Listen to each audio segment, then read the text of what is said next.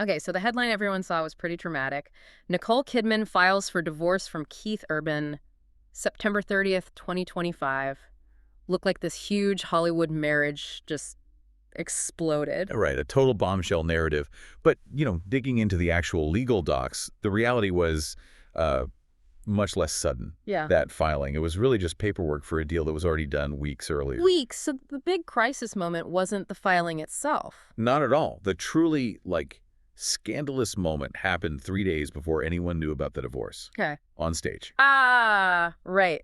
This is where it gets messy. Keith Urban's singing the fighter, the song that was famously about Nicole, his vow to her. And he changes the lyrics Eh. publicly, references a younger woman on his tour, Maggie Baugh, Mhm. turns this promise into, well, basically him stepping down from the role right there. Before the ink was even dry on the public notice, essentially. Exactly. Welcome to Starscope Report. We're diving deep into this whole situation, the celebrity drama, music industry angle, the very complex legal side of things. And that's our mission for this deep dive, to really unpack how this massive split was managed, legally, financially, and then how it all just seemed to unravel in public on stage, from prepaid child support down to, well, a full-on meltdown. We want you to see how these things really work at that level. Okay, so let's start with the legal side, because the timeline really blows up that bombshell idea. The filing on September 30th cited irreconcilable differences, which is standard. Uh-huh. But the documents show Urban actually signed the final dissolution plan way back on August 29th. Kidman signed off September 6th. So wait, nearly a whole month they were, for all intents and purposes, divorced, with a finalized plan, while everyone else was in the dark. Pretty much. It suggests, a very controlled release of information. This wasn't a fight playing out in real time. It was the execution of a pre-agreed plan. Okay, and that plan.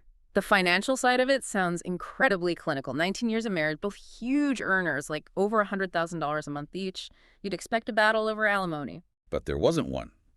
The sources state a complete and total waiver of all spousal support from both sides. Wow. After almost 2 decades, that's significant. What does that signal? It signals a really strong mutual desire for a clean break, no ongoing financial ties, no leverage down the line. Just done.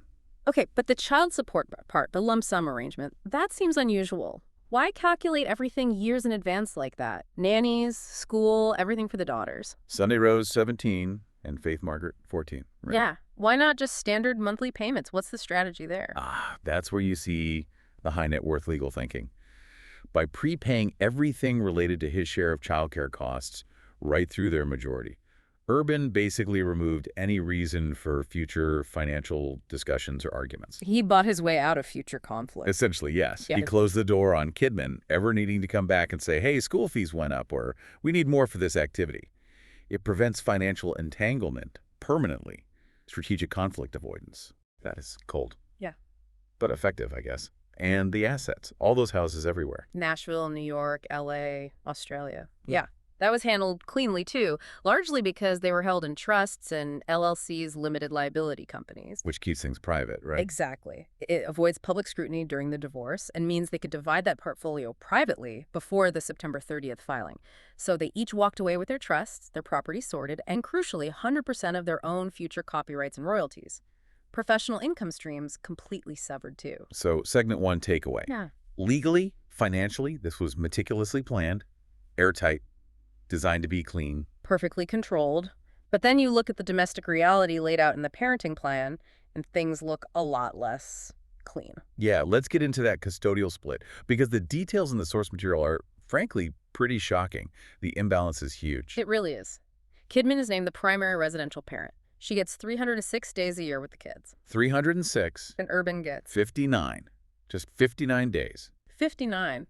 That's not co-parenting. That's a visitor schedule. Precisely. Alternate weekends, basically. Saturday morning at 10 a.m. to Sunday evening at 6 p.m. It reflects the reality that, well, he's a global touring musician, and their stable life is with her. The agreement just puts that down in black and white. And it's rigid. The sources mention specific holiday splits, too. Oh, yeah. Down to the minute, almost. Kidman gets every Easter, every Mother's Day. Urban gets Father's Day. It's incredibly specific. Why so granular, though? Why spell out every single hour like that? Does it suggest they couldn't agree on things amicably? Well, that's what it implies, right? Yeah. That level of detail, plus the fact the agreement mandates they both attend a parent education class, it suggests co-parenting communication had already broken down pretty badly. So the court, or the lawyers, had to create this super strict rule book because they couldn't manage it themselves. Seems likely. It's there to force functionality, basically. And that structure dictates where everyone lives now, physically.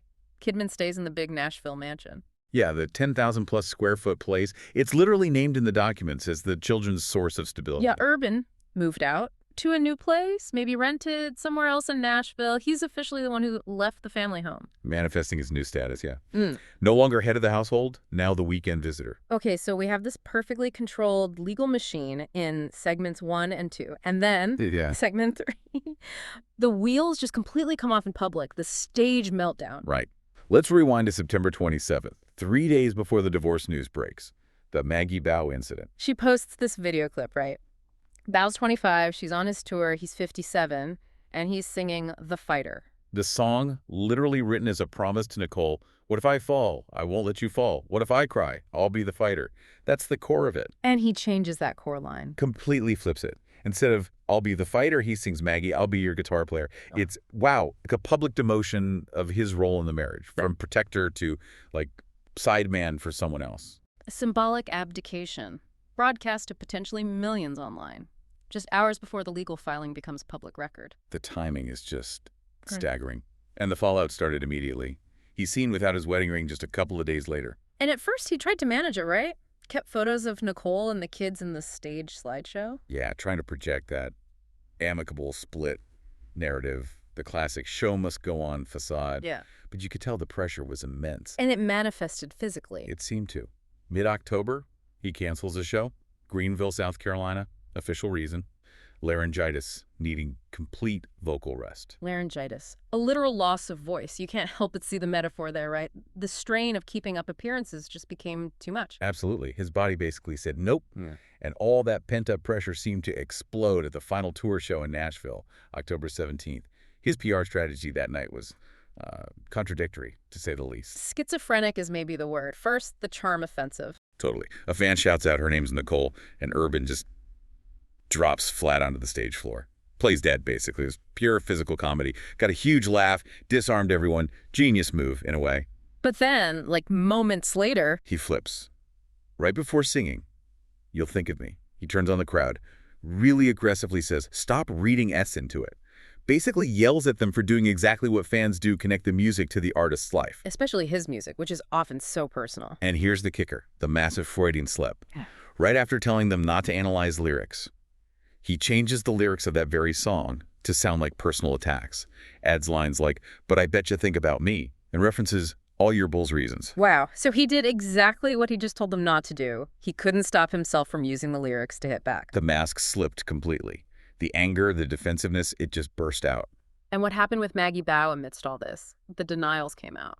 Oh yeah, her friend, her father, they insisted she had a serious boyfriend, denied any affair. But professionally. By mid-October, she was suddenly noticeably absent from the rest of the tour. The official reason was logistics. Logistics, right. Sounds like a classic PR cleanup. Remove the source of the bad press, whether the rumors were true or not. Seems very likely. It's about managing the narrative for the bigger star. And this personal implosion was happening right as he had huge professional stuff launching. The timing couldn't have been more intense. His high Deluxe Edition album came out, and his big new TV show, the CBS competition The Road, premiered that same week. Where he's positioned as a mentor figure. Exactly. And this is where his own pre-divorce marketing kind of comes back to bite him. He'd done interviews for The Road beforehand, saying stuff about touring, being completely lonely and miserable and sick. Which, before the divorce, just sounds like complaining about life on the road. Standard musician stuff. Right. But after the divorce filing, those quotes sound totally different. They sound like confessions about his marriage being lonely and miserable. He's kind of trapped by his past words. And the song lyrics, too. Straight line. Yeah, that song he described as being about breaking free from a soul-sucking routine, whether a job or a relationship. Suddenly, post-divorce, everyone hears that as a direct shot at his 19-year marriage. It's unavoidable. This pivot to the road, the mentor role. Does it feel like a classic midlife career shift, trying to find a new purpose or family as his personal life changes? It definitely has that feel. seeking fulfillment elsewhere when the primary relationship ends. So what about the why? The insider sources seem to have conflicting stories. Yeah, two main narratives emerged. Urban's camp suggested he wanted a divorce, that they'd been living separately since the summer. Kidman's sources painted her as blindsided, feeling betrayed, trying to save the marriage. And the big point of conflict seemed to be her career. That's the dominant theory, yeah. Specifically, Nicole Kidman's massive career resurgence, her glow-up. The flashpoint mentioned was her 2024 film, Baby Girl. The one where she plays a CEO having an affair with a younger intern. Pretty provocative stuff. Exactly.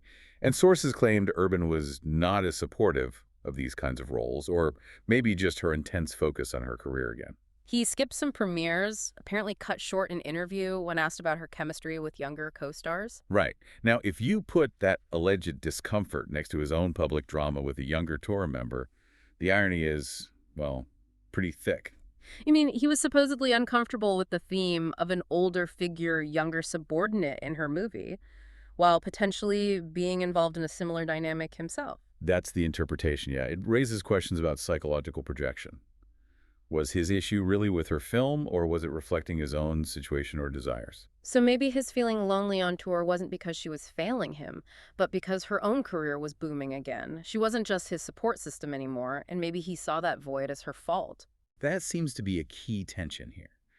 Her success created a shift in their dynamic that maybe he wasn't prepared for or supportive of. Which brings us back to the central contradiction of this whole story. Absolutely. You have this perfectly engineered legal and financial divorce, designed for zero future conflict, a clean slate. But then you have the complete opposite playing out in public. The stage outbursts, the contradictory behavior, the career narratives crashing into each other, ensuring the emotional entanglement was messier than ever. The legal documents aimed for surgical precision. The reality became public chaos. It really makes you wonder, doesn't it? In this age where celebrity lives and art are so intertwined that everything is public, can these A-list stars ever really achieve a clean break? Or is the emotional fallout just bound to spill out somehow? That's the big question, isn't it? When your life is your brand and your art reflects your life, maybe a truly clean separation is impossible. You've been listening to Starscope Report, where we uncover the stories shaping Hollywood, music, and pop culture. Thanks for tuning in, and we'll catch you next time.